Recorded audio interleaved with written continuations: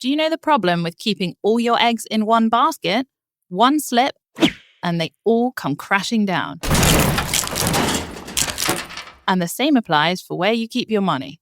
But don't worry, Insignis Cash lets you spread your savings across leading banks, maximizing security, flexibility, and returns. No more sleepless nights, no more smashed eggs. So get cash clever with Insignis. Visit insigniscash.com now to learn more and get started today. That URL again is insigniscash.com. It's back. The 2025 edition of our annual Pulse Report, where we unveil and break down the best user experience financial services has to offer, is out now. Our experts have been busy researching and analysing product experiences from every corner of financial services, from crypto to inclusive design.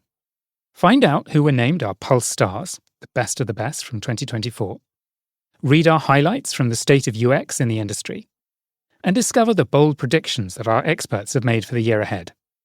Visit 11fs.com/report to download your copy.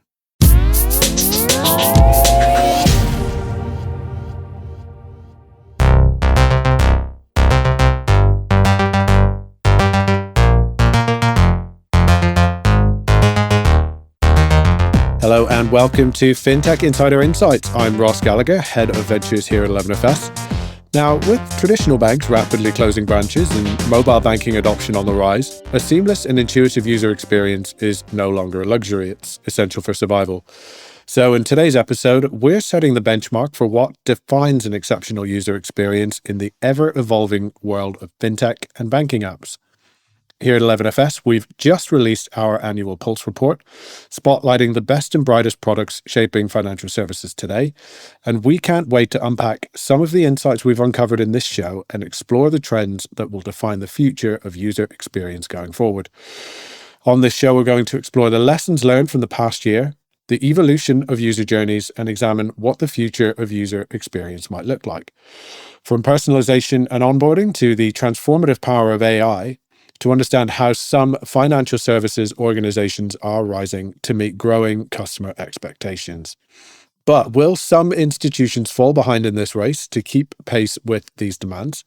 And what should you be looking out for to ensure your organization stays ahead of the curve?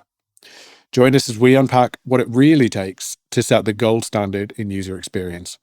Now, as ever on this podcast, I'm not alone. I'm joined by a great panel of guests to help us unpack everything. So first up, we have a warm welcome back to the show for Jannick Melling, co-founder and co-CEO of Public.com. Jannick, thanks so much for joining us. How are you doing and how are things over at Public? Thanks. Good to be here. I'm doing as well as anyone who owns a lot of NVIDIA stock can today. So this is taped on the day after the deep sea correction, as it's been dubbed already. I'm sure we'll talk more about that. But no, I'm doing good. Thanks. Thanks for having me here. We'll do what we can to keep your spirits up as we go through this show. Super, Jannick, thanks so much for joining us. And I'm also joined by my wonderful colleague, Joe Colchester, Head of Product at 11FS Pulse. Joe, look, thanks obviously for joining on the show. I mean, it's really all about you, this show, in so many ways. We're talking about the Pulse Report. I mean, huge congratulations. It's a great report. Maybe just give our listeners a little bit of background about Pulse, what you do, and maybe the Pulse Report itself. Yeah, for sure. Thank you for having me. It's so good to be here again. The Pulse Report, as you said, kind of deep dives into last year's top user journeys and product experiences. And then it sort of looks forward. It leans on our in-house experts to make predictions for the year ahead. And it has been quite challenging as so much has happened already at the start of this year. So we've had to tweak some things and try and keep pace. And in terms of 11FS Pulse, it really is a large kind of house of user journeys. We've got about 15,000 user journeys in there and expert analysis on all those user journeys as to what makes them good UX. We've got a team of in-house UX experts who will analyze each of those user journeys and really deliver extra insights, whether it's editorial or additional information about what good UX looks like and where you can kind of borrow those learning from the wider industry. So if you're launching a new feature or redesigning a user journey, you can kind of learn from the best and see how to get it right. Amazing. I mean, it really does illustrate, the report itself is really just the highlights. When you talk about 15,000, elaborate 15,000 user journeys, it really shows the sort of depth of content on the platform. Amazing. Joe, great to have you. Looking forward to getting into some of the content of the report. So I guess without further ado, let's do just that. Now, to set the stage, we're going to take a quick look back at some of the key things that have changed in the past 12 months or so to understand who the industry leaders are, and reflect on how they've shaped today's user journeys. Getting digital UX right is more important than ever. The impact of digital is growing all the time. I mean, 73% or thereabouts of the world's interactions with banks now take place through digital channels. Digital-only bank accounts in the UK increased from 24% in 2023 to 36% in 2024.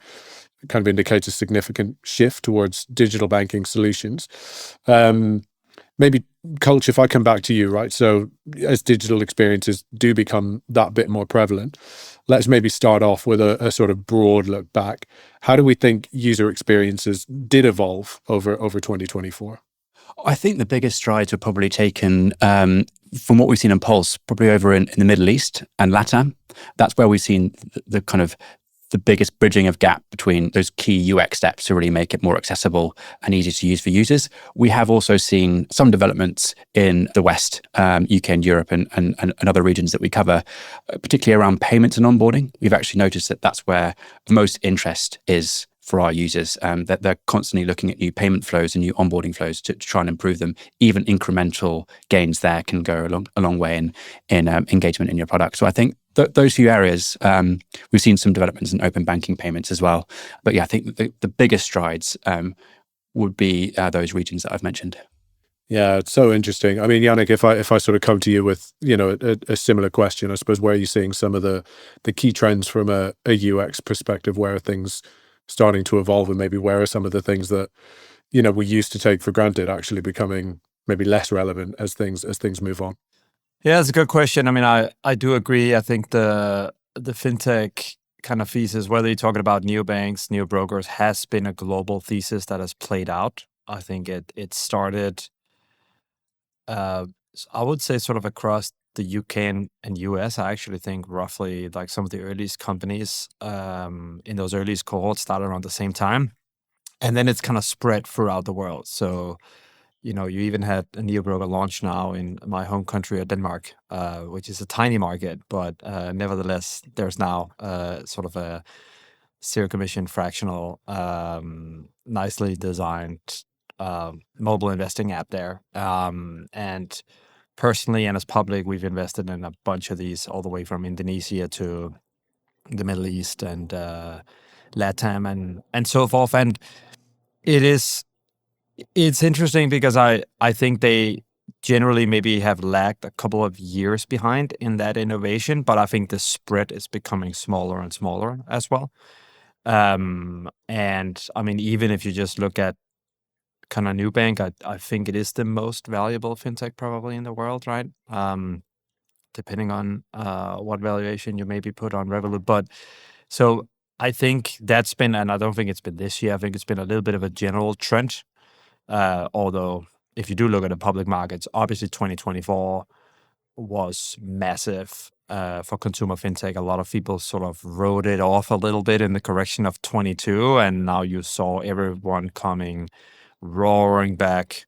Everyone from, I mean, literally just everyone. Just go look at any ticker, any consumer finance company really had a fantastic 2024, I think. And I think the reason for that is that I think, or let me put it a different way, the signal that I read from that is fintech is now kind of truly, truly, truly here to stay beyond any shadow of a doubt. I think there's a big, there might have been a belief back in 2021 that some of these things were more toys than actual tools.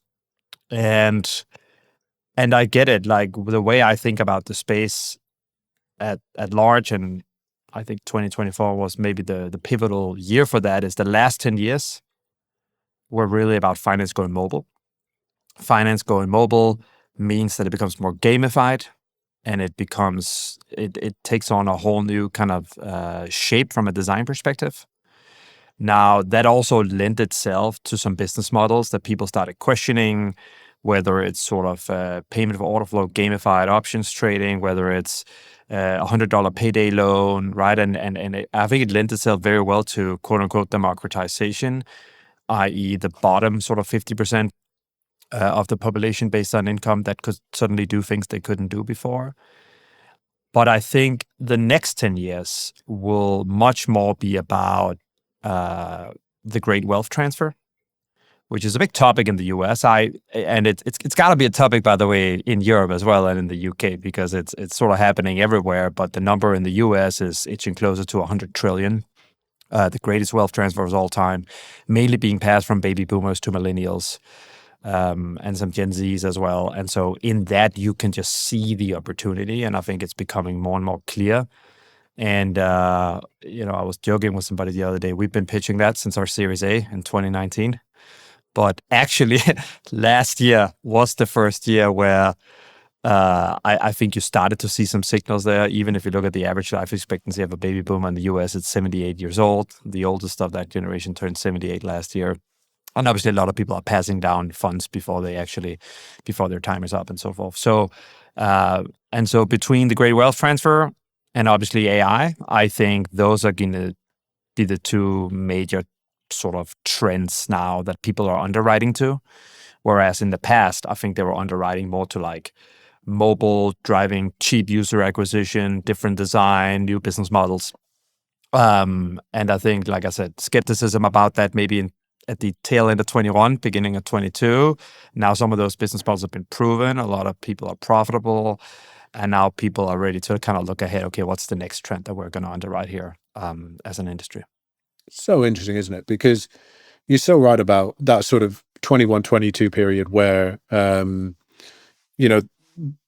availability of sort of VC investment and all of that sort of stuff just really crunched. And I think a lot of people obviously saw that as a really important moment for fintechs. The mantra up until that point had been like, scale at all costs and all of that sort of stuff. And so it really was actually a really dangerous point for a sort of fintech. But you're so right, because what it forced, fintechs like you mentioned, obviously Nubank, but also Revolut, Monzo, all of these ones to get really serious and actually, prove that they could be profitable, from Revolut's perspective, prove that they could get their UK banking license, for example. And you look at some of the customer numbers. I mean, Revolut is pushing 10 million now in the UK. They're pushing 50 million worldwide. Those are big, big numbers. And then you look at the staggering valuation that they achieved this year. I mean, I think you're absolutely right that right now you can't help but take fintech seriously.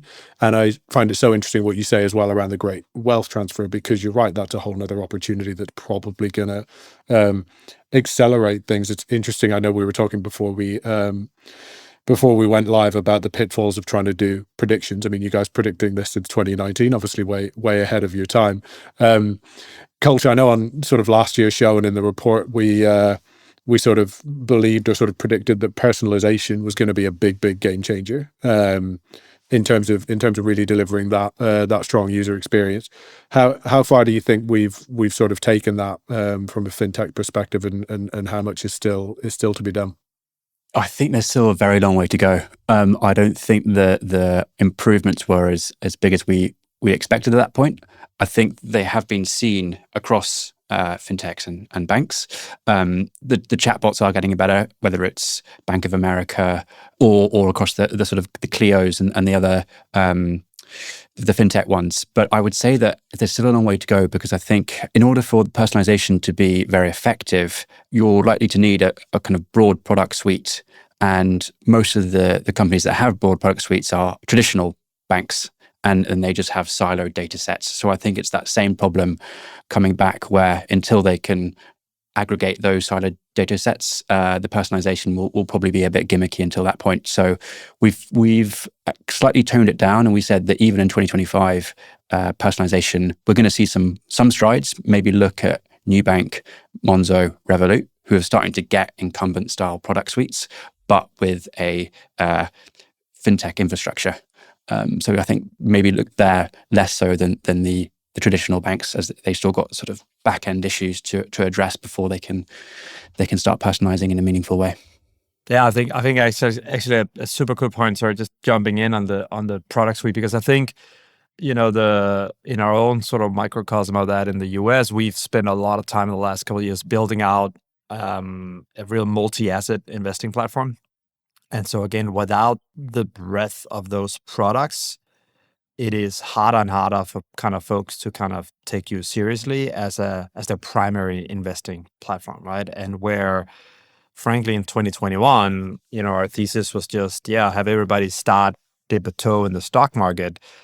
Today, the ambition is accumulate all your assets here, right? And as a result, the first deposit is up several orders of magnitude, from at that time. And that's also, for me, proof that people obviously see us now as a much more kind of real player. It's sort of like, okay, Public, Fidelity, Schwab, like that's a little bit the competitive set. And even when we look at account transfers, there's a lot of those kind of coming in. And almost ironically, you then go back to competing on design. Because if you go back to that point, right? In the beginning, you compete on design. Then, there's a lot of venture capital investment, a lot of different competitive products spring up.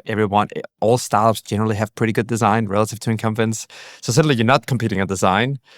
And then the mission for the companies that are really going to make it in fintech and be serious players have been to set themselves apart from the pack, mostly through breadth and depth of product offerings, while keeping design, obviously, on point.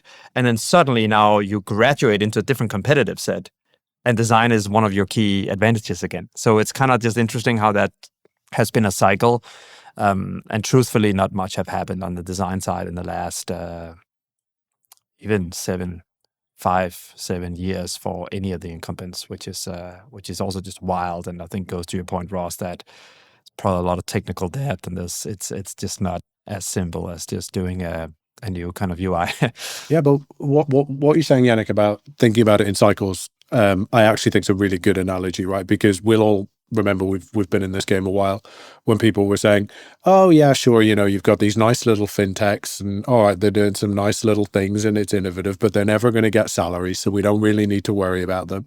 And so now not only have they got salaries, but they're moving into, the public example is perfect in terms of how they're moving into more complex product sets. But even if you look at someone like a Monzo, they now do investments. You can have your pension with Monzo. So you're so right, because I think that's always the thing. They'll never get deposits. They'll never be able to do any of those more complex. But it absolutely does then shift the focus, because as they start to, and look, I'm not saying that they're getting parity with the big banks just yet. There's a way to go in terms of those product sets. But I completely agree with you that it does shift focus back to UX, and actually that becomes almost a more interesting sort of competitive space. And I think the best data point at a very high level I can point to for that is fintech has been on a massive rise. I mean, what's the total value creation in fintech in the last 7-8 years? It's those numbers are huge. But then take that time frame, let's just call it 10 years. Take that time frame and then look at most incumbents and their public stocks, and they're way up as well. And so clearly we have been in a period of like the pie is kind of growing, like everybody's adding to their market cap. But if the thesis around the great wealth transfer is right, the next 10 years are actually going to be much more disruptive in the true nature of the term. Actually, like the last 10 years were not very disruptive to a JP Morgan, I'm not following the UK banks market cap as closely, but certainly in Scandinavia and kind of other places, right? And so to a Charles Schwab. But I think the next 10 years might be, because I think now the fintechs have largely grown up. A bunch of them reach real scale, and there's also just no worries. Like I would not, honestly, like in 2021, if somebody had second thoughts about putting their life savings on public, an 18-month-old kind of company, I would not necessarily hold it against them. But today, nobody feels like that, right? Because we got, we're well capitalized. We're still growing fast. The broker dealer operation is profitable. We've been around for a long time. We got all the like our reputation compounds over time. And the compounding is like anything, the hardest thing to kind of understand, because it works in a way where if you're an incumbent, you might look at somebody's reputation one year and be like, oh, they'll never really get serious. And then next year, just because it compounds, it grows at it grows at so high rates on the outer years even. Suddenly, everyone can kind of pull a Lewis Hamilton on folks and go on the inside without you necessarily seeing it. I think, especially relating to that wealth transfer you're speaking of, if you're using an app, traditionally, maybe to begin with, just as a cash app, you're just using it to make small payments and buy things, but slowly, maybe you do get your first salary into there. And naturally, you're sort of seduced by the UX, and maybe the product suite does start growing to fit your lifestyle. And then you can get loans and credit and these kind of things. And suddenly you're just not tempted by the traditional bank. So I think, that UX can build up trust and a relationship between the financial player and the user itself. Yeah. But it's actually, you touched on something. So you mentioned Cash App. I mean, what's interesting is I think this is maybe one of the main differences between the US and the UK/Europe. A lot of those models really were great for onboarding, people that were unbanked before. And people that just like maybe they had a bank account, but they had like zero service because their value to the bank was like negative. That's like negative gross profit. So nobody took them seriously. And then you saw the Cash App. I think Chime is another one you can go on, Moneyline. But like they all catered a little bit to a very down market kind of thing. And I think in the UK and Europe, it didn't start like that. Fintech is actually more like squarely aimed at sort of displacing the banks from day one. And I think that's also the reason why in the US, a lot of those apps initially just like grabbed a bunch of latent demand from customers that the banks were not serving. So therefore the banks could grow and they could grow. And that's how you had this expansion of the pie kind of scenario. But again, back to the point of in the next 10 years, I don't think that same dynamic is going to play out. I do think you have a little bit of a pivot in this journey now where it's going to be much more head-to-head competition actually in the US, maybe more similar to the way that you've seen it in the UK. But that's also why I think a lot of these Europe, UK mega neobanks kind of struggled a little bit in the US. Like I don't think anybody really has a big foothold here yet from a neobanking perspective, because that's a little bit how fintech was seen in the US on the consumer side for a while. And then, JP Morgan Chase is actually the breadth and the depth of the program is just quite massive, right? As the number one banking app in America. And a lot of people talk about the banking super app, and it's like, it already exists. It's just like, the design is maybe not as aesthetically pleasing as you would like it to be, but all the products are there and everything else. And so I think it'll prove to be a lot harder in the US to take some of those giants, and maybe it will in the UK and Europe. Colch, my favorite bit from the report was the sort of 9 pulse stars, right? Because I think that just gives us a really clear view of what stands out in the market today. What were, I suppose, some of the team's favorite sort of examples as you were going through and putting the report together? One springs to mind is Up.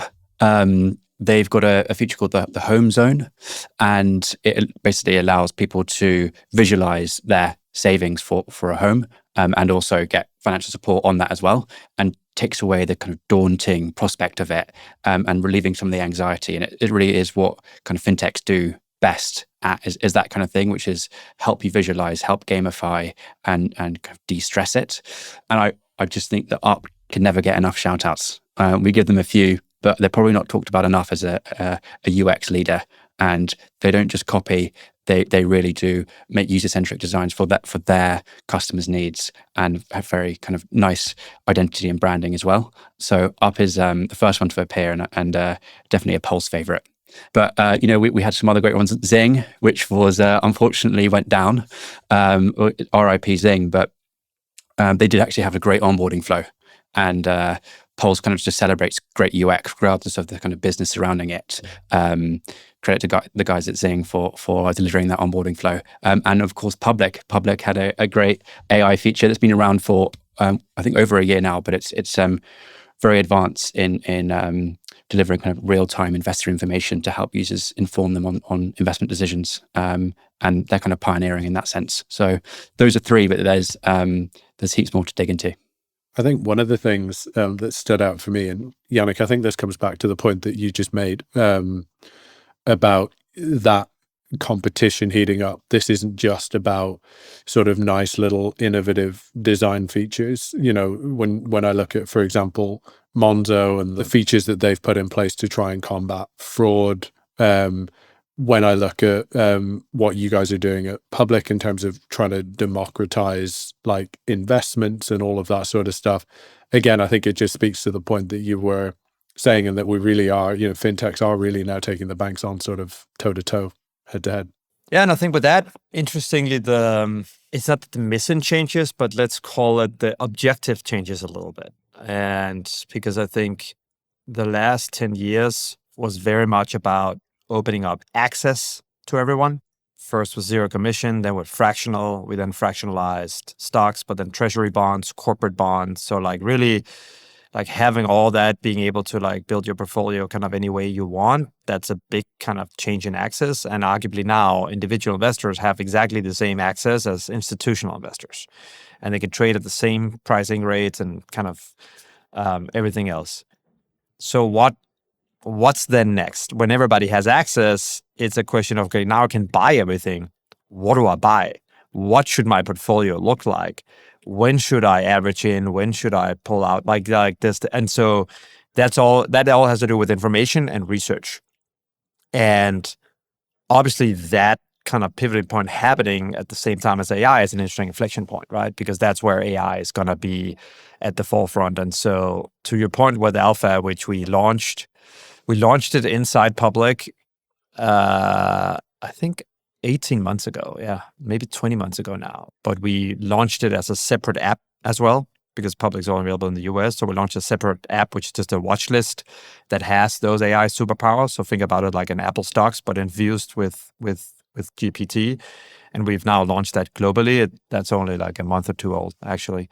And really the idea is like you want a bunch of like, there's even things like, Joe, you'll appreciate this. So when we needed people to upload their watch list, we're like, okay, that's always a daunting task. So in the world of AI, how do you do that? And so we build a feature where the AI just asks you, go to Apple stocks or whatever you use, just take a screenshot, upload it here, and we'll auto-populate your watch list based on that. And the AI scans the screenshot and just like auto-follows everything.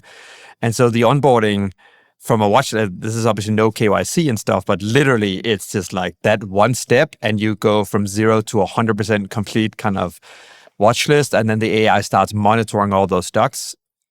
And obviously you can see how much they go up and down, but crucially you see why they go up and down. So if anything's moving more than 2-3%, you get a line out there generated by AI saying, hey, NVIDIA is moving lower because of this deep sea thing. You tap on that, goes directly into a text UI, basically an LLM style UI, where you can then drill down, like, tell me more about what's happening. How does it relate to this? And so just like if you think about the research journey, right? In the past, it was fixed, meaning you go to a stock, you scroll through, you start to see what kind of data that the app is kind of offering, market cap, analyst ratings, this, that, and the other. You try to piece everything together. You know, back in 2022, I think we launched like a full financials hub breakdown where you can see income statement, cash flow. We were just like, let's just build the best kind of mobile UI for analyzing any company's balance sheet, cash flow, income statement. You can even see like if it's Netflix, just like subscriber growth, charts, and kind of everything, right? Because like on desktop, there's a lot of good ways to do that, trading view, this, that, and the other. But like on mobile, it was always kind of lagging behind, in our opinion. But that was still a fixed flow. And the thing is, people don't think in a fixed flow when they're researching a company. When you open a stock, you know, chances are you had some instinct that had you do that. Maybe it's an external signal from news. Maybe it's a friend telling you, whatever it might be. So going from there, like, what's the next immediate question you want to know? And here you just, with Alpha, you just pull down, just ask any question. And so instead of us dictating how everybody should kind of go through, depending on how we order the page and whatnot, Here you can literally just like ask any question. So, and it's obviously from a data perspective for us super interesting because, as you know, we don't have perfect eye tracking on what people are looking at and all that stuff. But here you just see people coming in and be like, oh, is this probably profitable? No. Okay. How much cash? What's the runway? Like, what's the risk I'm taking here? How was growth last year to pay? What's the competitor again? Okay. So how they growing compared to them? Like, it's a totally different journey. And I think that's what's so interesting from a design perspective. It has given us an opportunity to simplify a lot, which I think is always important, but it's the hardest thing to do, right? You start out with a simple product, you grow the breadth and the depth of the product we talk about, and then eventually you run some user tests and somebody's like, this is nice, but it's a little complicated. And you're like, oh no, now we need to simplify because you don't want to become the incumbent that, I would argue what they lack is that simplicity quite often because they haven't taken the time to kind of remove stuff, right? Removing stuff. It's such a hard balance to strike, though, isn't it? Totally. Like making it rich, but also making it simple. We call it like interactive. We call it simple and sophisticated. Like that's the ratio. Like the ratio. Not to be a stock market nerd, but thinking in terms of ratios, right? Like that's the ratio you want to optimize for. As much sophistication within a high level of simplification still, as you can aim for. And that, that's something that you work on incrementally. But then to my point, when you get a breakthrough like we did with AI, there's a step change in that ratio because suddenly you can change the whole experience of how people research stuff, and it's and that's kind of how it started for us. I think now it's even actually moving. And by the way, I think this is going to be another big trend that we'll see in AI generally. The best assistants in the world are not reactive; they're proactive, right? Even if you watch the Anne Hathaway movie with Meryl Streep, what's it called? Where she's The Devil Wears Prada. Right? It's just like, yeah, that's a good, like the best assistants in the world, like with the bars are like, they're proactive. Like you got to read the mind of the person you're working for and deliver before they even start to think about it themselves. And that's the same approach we've taken with AI now. So initially we were like, okay, maybe the KPI is the more people have conversations with the AI, the better it is. But then it was like, no, actually like people shouldn't have to even go into this Q&A format all the time, right? If I own Tesla, and Tesla has an earnings call, I shouldn't have to go and ask for the breakdown of the earnings call. It should just be pushed to me the minute the earnings call is over. Here's the summary, right? Because we know what people... Birthdays, anniversaries, weddings, whatever the occasion, it just got a little more personal with meaningful photo gifts from Shutterfly. Add a silly photo to a gold-rimmed mug for your bestie. Put your sweet puppy on a cozy fleece blanket for your teen. Gift your husband a desktop plaque featuring all the kids. Enjoy 40% off orders over $29 with code POD40 at Shutterfly.com and make something that means something. Hey, Atlanta. Say hello to Small Business Help from Apple. That's right. We're here to make starting and running your business simpler. From helping you choose the right devices to setting them up hassle-free, we can help you build your business in no time.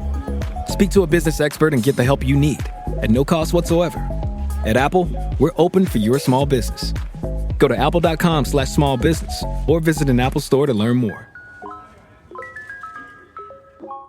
People care about. And so back to personalization, I think the other P word there is proactivity. Because I think AI really can deliver on this promise of proactive finance in a way that we haven't been able to in the past 10 years with the technologies that were available to us. Yeah, it's so true. I think we've seen glimmers of it. Like, you don't have enough money to pay your bills tomorrow, and quite simple things like that. But especially in everyday banking, that's always the kind of gold standard, is that proactive thing that you're talking about there. Totally agree. I think it's a good segue actually to take us through to the break, because after the break we are turning our attention to the future, what will define a successful user experience in 2025 and beyond, from AI-driven innovation, which we've obviously talked about, to evolving customer demands. We'll explore the trends and technologies set to reshape the financial landscape, so please do stay tuned.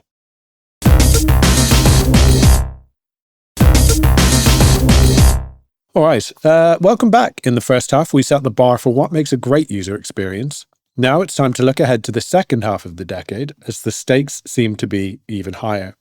Tech giants like Apple and Google are stepping further into our industry, bringing their immense resources and data capabilities to the table.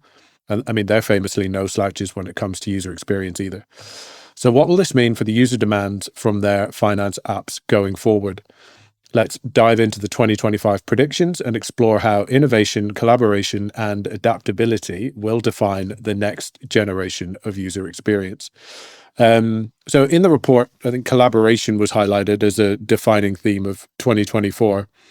Colch, maybe you could give us just some of your favorite examples of some of the successful partnerships that have delivered outstanding user journeys.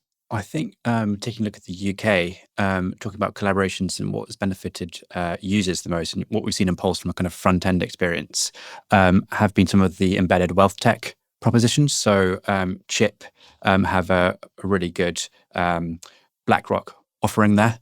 It's simplified, but it's also relatively broad, so you can pick and choose various ETFs from that, and it's all within the Chip app. And similarly, Monzo have done something like that as well, where you can now effectively invest within the app without leaving. And there aren't that many players doing that at the moment. So I think that's been very good examples of some effective collaboration there and effective APIs being used in 2024. You won't have the full breadth of stocks that you'd get in public, say, but for passive, casual investors, it's a bit of a breakthrough moment, and that's delivered through very good collaboration. Yeah. Jannick, I know we talked a lot in the previous part of the show about sort of competition, particularly between incumbents and fintechs. Do you think there are opportunities for collaboration to sort of take those user experiences, those service outcomes that we're delivering to customers to the next level? Yeah, that's a good question. And actually, this is a question even on my previous company I was very obsessed with, because are the banks just going to be the pipes? You know, how's all that going to work? I think in the US, you've seen a lot of these like background banks just letting people build services on top, because it's notoriously hard to get a banking charter. But some have managed to do it. And now we'll see what happens in the next 4 years. But obviously, it's an administration that's big on deregulation. So will it become easier or harder to get a banking license? I don't know, probably easier. It's still a little bit unclear, but I think that's what most people would expect. And what does that mean for these types of collaborations? And I think the other thing you mentioned, obviously, Apple, Google, which is typically the third bucket, of players that we have to consider, startup incumbents and then big tech. I do think it was interesting. Was it 2024? I think it was 2024 where Goldman and Apple finally completely terminated the relationship. And I think that for me was super interesting because, I know a bunch of people that worked on that, et cetera. And I mean, everyone, and I do mean everyone, was just assuming like, okay, Goldman Sachs and Apple, right? Talk about two sort of players just like at the forefront of their spaces for decades, teaming up. They're just going to crush it. And they didn't. And I think that it actually helped give fintech some more gravitas and back to this moment of like, okay, fintech has actually really built meaningful, sustainable value. You can't just copy it overnight by way of a few collaborations. It's actually, and like dealing with people's money. Like I think with the Apple Goldman thing, there's a lot of people who had their credit scores messed up because of bugs in the app and like different things like that, I think. And like, you can like at least read a bunch of reports on that on Reddit, et cetera. And again, whether there were bugs or not, the jury's still out, but perception is what matters. So it doesn't really matter that much if that's the perception. And I think that was like a moment where people realized, okay, like, yeah, you kind of need some specialized kind of talent to pull this off, because even with all the distribution power, all the design chops, and all the financial expertise of Goldman Sachs, and, Apple taking care of the two former there, I mean, it looked like a slam dunk. And it just wasn't. And they spent a lot of money on it. It's not for lack of investment either, right? And so I think that was probably the most curious thing, that it has been talked about a lot, but I do feel like a real post-mortem there. I think people are still thinking through that and what it means in terms of collaboration between banks, big tech, and startups going forward. But I think on the margin, it probably means that people are like, hey, if these two can't make a collaboration work, then nobody should be doing it. Like, I think that was the initial vibe, and I think that's a little bit where it has been trending. It is such an interesting example, though, Apple and Goldman. And look, of course, there are different types of partnerships. You know, there's like the hand-wavy kind of PR stuff where we all get a bit of like positive publicity, but it doesn't go very deep in terms of like the stack, or to your point about credit scores and all of that sort of stuff, like designing for edge cases and all of that sort of stuff. And often I think, you know, when you've got those types of partnerships, maybe those edge cases get lost a little bit. I don't know. But one of the things that I am sort of interested in, I suppose, Cole, to come back to you on this, is how consumer like expectations and demands are shifting and how that's driving some of what we're seeing from like an innovation to user experience perspective. I think I'm thinking specifically in terms of like AI. I remember not actually all that long ago reading a Comply Advantage report saying that, you know, consumers were actually quite hesitant about banks using AI technology just at all because they didn't fully understand it. But I think, you know, when you've seen things like ChatGPT and all of these other apps come to market and actually, you know, pretty prevalent, right? You know, a lot of people are just sort of using it in their day-to-day now. That seems to be shifting. And so my expectation, and I'd love you to sort of challenge this a little bit, is I think we are going to see AI become more prevalent just across like not necessarily just financial services, but in terms of like everything that we're interacting with day to day. Yeah, absolutely. And I think the first stop, which I'm quite surprised hasn't been more prevalent, is customer support. I'm still surprised how bad a lot of the AI bots are, where you're kind of guided through a really, really basic triage, and you end up where you started, frustrated, when it's these language models have developed so much that they can easily scan all of your FAQs and your policies and so on to make customized responses. That's pretty basic, and we haven't really seen that much of that. So I think we should expect, or at least hope for, a lot more of kind of effective customer support on that line. I'm not sure how much of it we will see, but I think that there's definitely room for growth there. So this one perplexes me because I think Klarna famously have done a great job. I think 2/3 of our customer support frontline is now handled by Alpha. So we obviously have Alpha embedded in the product, which helps because then people will also just ask, hey, what's happening with my deposit here, or this, that, and the other. And so again, you don't have to go and click help customer support. You can just access Alpha anywhere in the stock page and ask whatever question you want, right? Even if it's customer support questions. But again, yeah, we're kind of seeing similar optimizations as Klarna. We've invested some in it, but it hasn't really been super difficult. So I am a little bit curious why you haven't seen that play out more, at least across the startup scene. I mean, the incumbents, you would expect them to like be slow and it will take a few years. But do you have any thesis there? Well, one of the things that the report calls out, Colch, is like dark UX, and specifically in the context of customer services. Yeah. So that might be an interesting one just to touch on in this context. You would have thought that effective AI bots there would be the silver bullet for it. But a lot of the we've got a new feature benchmarking tool that allows you to kind of compare all the UK banks and challenges and see which features they score highly on, which features they do and don't have. And we found ourselves getting a bit frustrated by saying, okay, well, technically, a lot of these banks do have helplines and some kind of customer support lines, but they're very, very hidden. They're very hard to get to, almost certainly intentionally, so that they don't have to put too many resources into that and they get bored and give up, or they're guided to the FAQs. And it's definitely something that we found was lacking. We were kind of a bit frustrated that we had to say, yes, this bank or fintech does have this, but we wanted to say, but it's really bad, or it's really, really hidden.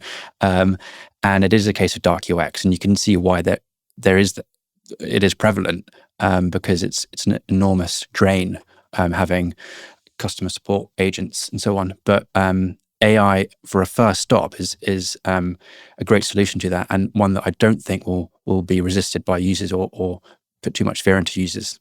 and incredibly cost effective. Like that's the main thing that I keep coming back to. Like normally, yeah, to your point, you wouldn't put it past some of the incumbents to have these dark UX patterns on help because it's expensive.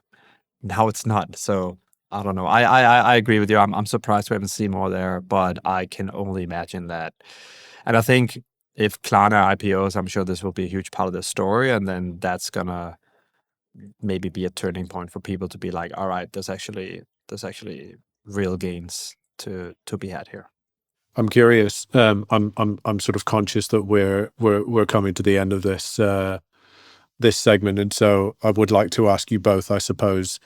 Jannick, I think we've already had one from you in terms of like that move towards proactive banking. Whether we'll get there anytime soon is maybe a different debate. But what are some of your predictions looking forward for, from a UX perspective? Where do we think we're going to see some of the standout innovations? What's sort of next down the pipe? Jannick, maybe I'll start with you. Yeah, I think it is obviously very much around the proactive stuff. Again, I think in the past, you tended to look at stuff. I mean, in the world of investing, it was like either you are, it was completely binary, right? Either you're like an active trader, and you go and like, even if you go to the company websites, they still break it up like this. Either you're active trader, like you download a bunch of exe files and install these platforms and do everything yourself, or it's sort of like a financial advisor type situation, right? And I think with technology, we've always said that that's going to be more blended. With finance going mobile, that became more blended. With AI, it becomes even more blended. And we figured it was like guided investing in a sense, where it's like, you're making the decisions yourself, but you don't necessarily always have to click all the buttons, right? And again, AI plays a huge role in that, keeping you apprised proactively of everything that's happening with your portfolio, how you might want to rebalance it. And I think from a banking perspective, to Joe's point, I think you're going to see some similar kind of features where it's just almost like a guardian kind of like looking out for you. And I wouldn't necessarily use the term that you have a financial manager or a financial advisor, because I think it ends up becoming something slightly different than that.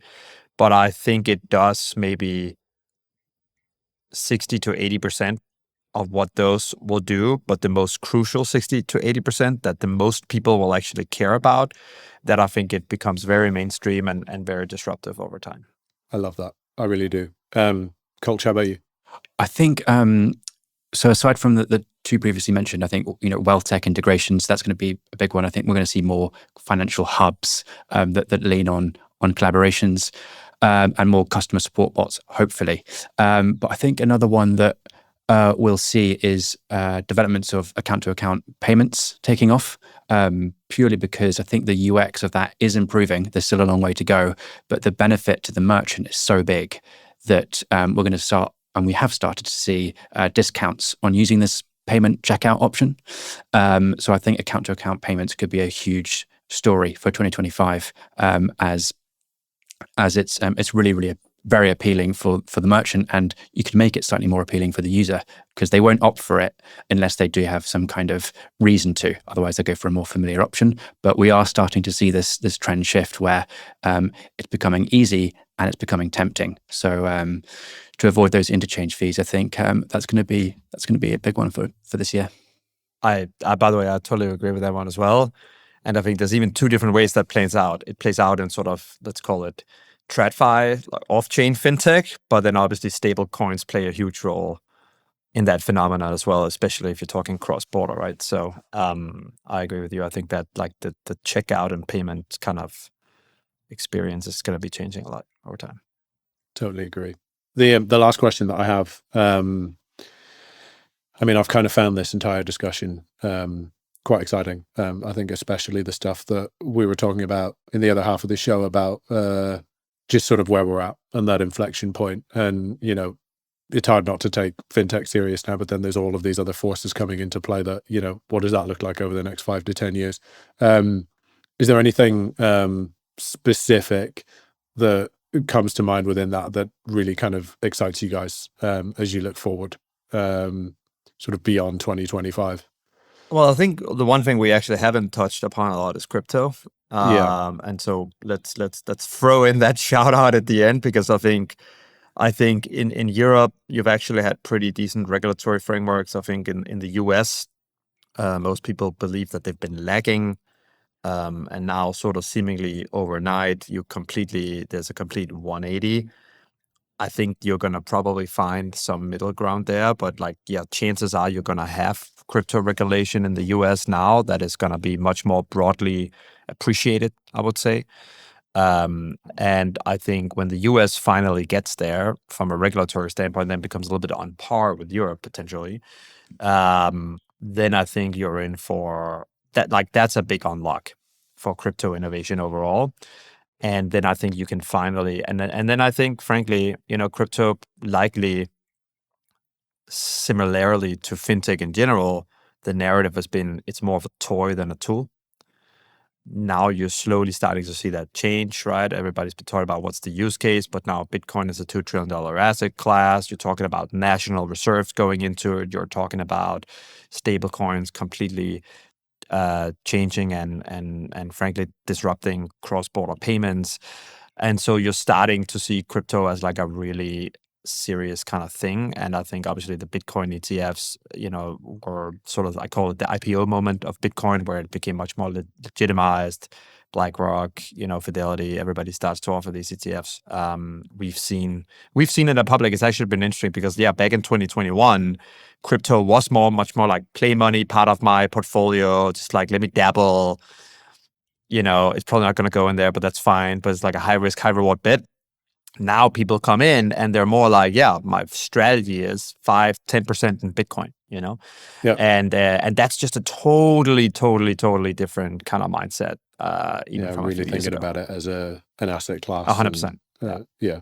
No, I completely agree. Colch, what about you?